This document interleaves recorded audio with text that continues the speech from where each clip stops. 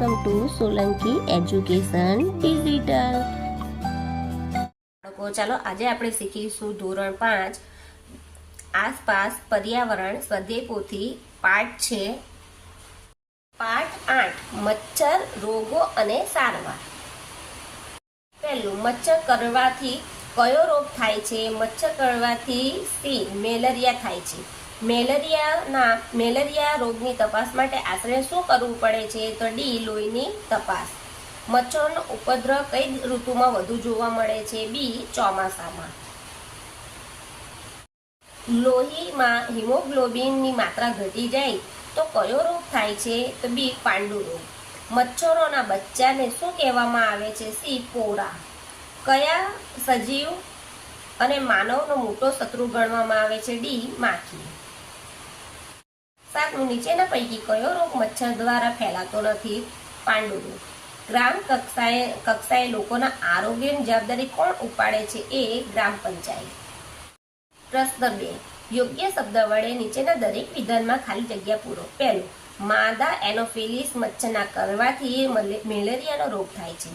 લોહ તત્વની ઉણપથી થતો રોગ પાંડુ રોગ છે. લોહીની તપાસ માઇક્રોસ્કોપ યંત્ર દ્વારા કરવામાં આવે છે. સિંકોના વૃક્ષની છાલમાંથી મેલેરિયા રોગ મટાડવાની દવા બનાવવામાં આવતી હતી. ઠંડી અને ધ્રુજારી સાથેનો તાવ એ મેલેરિયા રોગનો લક્ષણ છે. ખાસ પ્રકારના મચ્છર કરડવાથી મેલેરિયા થાય છે એવું શોધનાર વૈજ્ઞાનિક રોનાલ્ડ રોસ હતા. પાણીમાં રહેલા પોરાનો ખોરાક તરીકે ઉપયોગ માછલી કરે છે. રાજ્યમાં લોકોની તંદુરસ્તી અને સ્વાસ્થ્ય માટે આરોગ્ય મંત્રાલય કામ કરે છે. 3, નીચેના વિધાનોમાંથી સાચા વિધાનો સામે ખરું અને ખોટા વિધાન સામે ખોટાની નિશાની કરો. પહેલું, માખીના કરડવાથી ડેન્ગ્યુ નામનો રોગ થાય છે. ખોટું. બજારું ખોરાક ખાવો ખૂબ જ સારી બાબત છે. ખોટું. શિયાળાની ઋતુમાં મચ્છરોનો ઉપદ્રવ વધુ જોવા મળે છે. ખોટું. ખાબોચિયા અને ખાડાઓમાં ભરેલા પાણી પર કેરોસીનનો છંટકાવ કરવો જોઈએ. ખરું. લોહ તત્વની ઉણપ મેલેરિયાથી થાય છે. ખોટું. માખીના બચ્ચાને પોરા કહેવામાં આવે છે. ખોટું. ચોથું, બંધ બેસતા જોડકા રચો. ઉત્તર ખાનામાં વિભાગ બ નો ક્રમાંક લખો. વિભાગ અ, વિભાગ બ અને ઉત્તર. મેલેરિયા, તો તેની સાથે આવશે 5મું, મચ્છર દ્વારા ફેલાય. ટાઇફોઇડ, તો તેની સાથે આવશે મચ્છરના બચ્ચા. પાંડુ રોગ, તો પહેલો નંબર પર આવશે લોહ તત્વની ઉણપ. ને પોરા, મચ્છરના બચ્ચા. પ્રશ્ન 5, નીચેના પ્રશ્નોના ઉત્તર 1-2 વાક્યમાં લખો. પહેલું, મેલેરિયા કયા પ્રકારના મચ્છર દ્વારા ફેલાય છે? મેલેરિયા માદા એનોફિલિસ મચ્છર દ્વારા ફેલાય છે. મચ્છર કરડવાથી કયો રોગ થાય છે? મચ્છર કરડવાથી મેલેરિયા ઉપરાંત ડેન્ગ્યુ, ચિકનગુનિયા, ફાઇલેરિયા જેવા રોગો થાય છે. બીજું, દર્દીના લોહીની તપાસનો રિપોર્ટ કેમ કરવામાં આવે છે? દર્દીને થયેલા રોગની તપાસ માટે દર્દીના લોહીની તપાસનો રિપોર્ટ કરવામાં આવે છે. ચોથું, પહેલાના સમયમાં મેલેરિયાની દવા શામાંથી બનાવવામાં આવતી હતી? પહેલાના સમયમાં સિંકોના વૃક્ષની છાલમાંથી મેલેરિયાની દવા બનાવવામાં આવતી હતી. 5મું, પાંડુ રોગ કયા કારણે થાય છે? આપણા શરીરમાં રહેલા લોહીમાં લોહ તત્વ હિમોગ્લોબિનનું પ્રમાણ ઓછું થાય ત્યારે પાંડુ રોગ થાય છે. પાંડુ રોગ કયા વ્યક્તિઓમાં જોવા મળે છે? પાંડુ રોગ નાના બાળકો અને સગર્ભા સ્ત્રીઓમાં વધુ જોવા મળે છે. 7મું, મચ્છર દ્વારા મેલેરિયા ફેલાય છે. આ શોધ કોણે કરી હતી? રોનાલ્ડ રોસ નામના વૈજ્ઞાનિકે મચ્છર દ્વારા મેલેરિયા ફેલાય છે તે શોધ કરી હતી. રોગોનો ફેલાવો કરનાર 2 સજીવોના નામ લખો. રોગોનો ફેલાવો કરનાર 2 સજીવો મચ્છર અને માખી. કયા કયા ખોરાકમાં લોહ તત્વો હોય છે? લીલા શાકભાજી, પાલક, બાજરી, ફણગાવેલા કઠોળ, ખજૂર, ગોળ, બીટ વગેરે પૂરતા પ્રમાણમાં લોહ તત્વ હોય છે. 10મું, ટાંકીમાં માછલીઓ મૂકવાનું શા માટે કહેવામાં આવે છે? માછલીઓને ટાંકીમાં મૂકતા તે મચ્છરોના ઈંડા ખાઈ જાય છે. 6, નીચેના પ્રશ્નોનો ઉત્તર લખો. પહેલું, કઈ ઋતુમાં મચ્છર વધારે હોય છે? તમારા મતે આવું કેમ થયું? વરસાદની ઋતુમાં મચ્છર વધારે હોય છે કેમ કે વરસાદની ઋતુમાં ઠેર ઠેર પાણી ભરાય છે. ખાબોચિયા, ખાડા, જૂના ટાયર, કુંડા, ફાટેલા માટલા વગેરેમાં માટલા વગેરેમાં ભરાયેલા ગંદા પાણીમાં મચ્છર ઈંડા મૂકે છે, તેથી વરસાદની ઋતુમાં વધુ પ્રમાણમાં મચ્છર થાય છે. બીજું, મેલેરિયા રોગના લક્ષણો જણાવો. પહેલું, દર્દીને ઠંડી અને ધ્રુજારી સાથે તાવ આવે છે.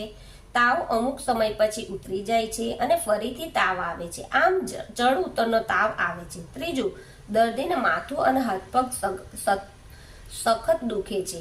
ચોથું, દર્દીમાં અશક્તિ જણાય છે. પાંડુરોગ એનેમિયા લક્ષણો જણાવો. પહેલું, દર્દીના શરીરમાં લોહ તત્વની ઉણપને લીધે હિમોગ્લોબિનનું પ્રમાણ જરૂરી માત્રા કરતાં ઘણું ઓછું હોય છે. દર્દીને અશક્તિ જણાય છે. સહેજ કાર્ય કરતા થાક અનુભવે છે. ત્રીજું, દર્દીનું શરીર પીળાશ પડતું થઈ જાય છે. અને ચોથું, શરીરમાં સ્ફૂર્તિ ઓછી જણાય છે. પાંચમું, તેના શારીરિક, માનસિક અને આરોગ્ય પર અસર થાય છે. ચોથું, લીલ કઈ જગ્યા જોવા મળે છે? ભીની દિવાલ પર, કૂવાની દિવાલો પર, ટાંકીની આસપાસ, ભરેલા પાણીમાં, ખાડામાં ભરાયેલા પાણીમાં વગેરે જગ્યાએ લીલ જોવા મળે છે. રોગોનો ફેલાવો અટકાવવા શું કરવું જોઈએ? આપણી આસપાસની જગ્યામાં ગંદા પાણીના ખાબોચિયા ભરાઈ ન રહે તેની તકેદારી રાખવી, મચ્છરોનો ઉપદ્રવ ન થાય તેની કાળજી રાખવી, ખાદ્ય પદાર્થોને ખુલ્લા ન તેને ઢાંકીને જાળીવાળા કબાટમાં રાખવા, તેમજ વાસી અને ખુલ્લો બજારું ખોરાક ન ખાવો. છઠ્ઠું, ગંદુ પાણી શા માટે ન પીવું જોઈએ? ગંદા પાણીમાં કચરો, મેલ, રોગના જંતુઓ હોય છે. આવું પાણી પીવાથી કોલેરા, ટાઇફોઇડ, મરડો જેવા પાચન તંત્રના રોગો તેમજ ચામડીના રોગો થાય છે. આમ ગંદુ પાણી પીવાથી આપણે બીમાર પડીએ છીએ. તેથી ગંદુ પાણી ન પીવું જોઈએ. પ્રશ્ન 7, માંગ્યા મુજબ ઉત્તર લખો. પહેલું, તમારા ઘર અને પડોશમાં મચ્છર ન થાય તેના માટે શું કરી શકો છો? 4 બાબતો લખો. તો પહેલું, અમારા ઘર, શાળા અને પડોશમાં ક્યાંય પાણી ભરાવા નહીં દઈએ. ખાબોચિયા તથા બંધિયાળ પાણીના ખાડા પૂરી દઈશું. કચરાને કચરાપેટીમાં નાખીશું. કચરાપેટીને ઢાંકીને રાખીશું. કુલર, ગળા, પાણીની ટાંકી વગેરેની સફાઈ કરીશું. તેની આજુબાજુ પણ ચોખ્ખાઈ રાખીશું. ભરાયેલા પાણીમાં કેરોસીન અને DDT પાવડરનો છંટકાવ કરીશું. બીજું, માખીઓ દ્વારા કયો રોગ ફેલાય છે અને કેવી રીતે? માખીઓ દ્વારા ડાયરિયા, અતિસાર, મરડો, કોલેરા, ટાઇફોઇડ જેવા રોગો ફેલાય છે. માખીઓ ગંદા નાળા, કચરા, એઠવાડ, દર્દીના મળ, ઉલટી પર બેસે છે અને પોતાના પગમાં રોગોના જંતુઓ લઈને ખુલ્લા ખોરાક પર બેસે છે તથા ત્યાં રોગોના જંતુઓને ખોરાક પર ઠાલવે છે. આમ આવો ખોરાક ખાવાથી આપણે રોગનો ભોગ બનીએ છીએ. ત્રીજું, આપણે ખુલ્લો ખોરાક શા માટે ન ખાવો જોઈએ? ખુલ્લા ખોરાક પર માખીઓ બેસે છે. માખી દર્દીના થૂક, ગળફા, ઉલટી, ઝાડા કે ગંદવાડ પર બેસે છે. ત્યારે તેના પગમાં રોગોના જંતુઓ લઈને ખુલ્લા ખોરાક પર બેસે છે તથા ત્યાં રોગના જંતુઓને ખોરાક પર ઠાલવે છે. આવો ખોરાક ખાવાથી આપણે રોગના ભોગ બનીએ છીએ. કારણ આપો. પહેલું, ખોરાક ઢાંકીને રાખવો જોઈએ. ખોરાકને ઢાંકીને રાખવાથી રોગના જંતુઓ કે ધૂળના રજકણો તેમાં ભળતા નથી. ઢાંકેલા ખોરાક પર માખી બેસી શકતી નથી. આથી ખોરાક દૂષિત થતો અટકે છે.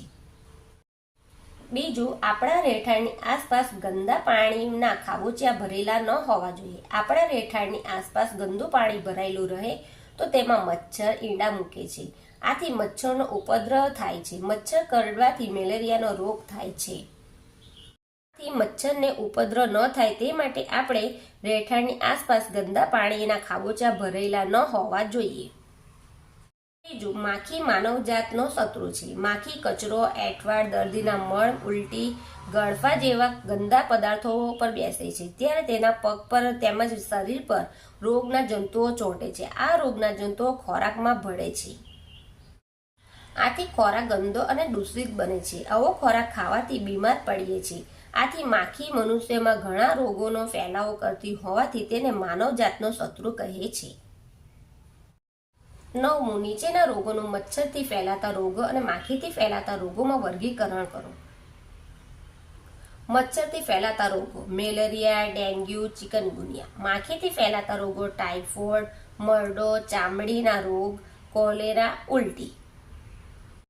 પ્રવૃત્તિઓ. પોસ્ટર બનાવો. તમારા જૂથમાં ટાંકી, કુલર, નાળા અને વિસ્તારમાં જ્યાં પાણી ભરાતું હોય ચોખ્ખા કરવાનો સંદેશ આપતું પોસ્ટર બનાવો. તમારું પોસ્ટર શાળાના અથવા તેની આસપાસ લગાવો. અહીં તમારે પોસ્ટર બનાવીને ચોંટાડવાનું છે. નીચેના ચોરસમાં માખી અને મચ્છરનું ચિત્ર દોરો. તો અહીંયા પહેલા આપણે માખીનું ચિત્ર દોરીશું ને અહીંયા મચ્છરનું.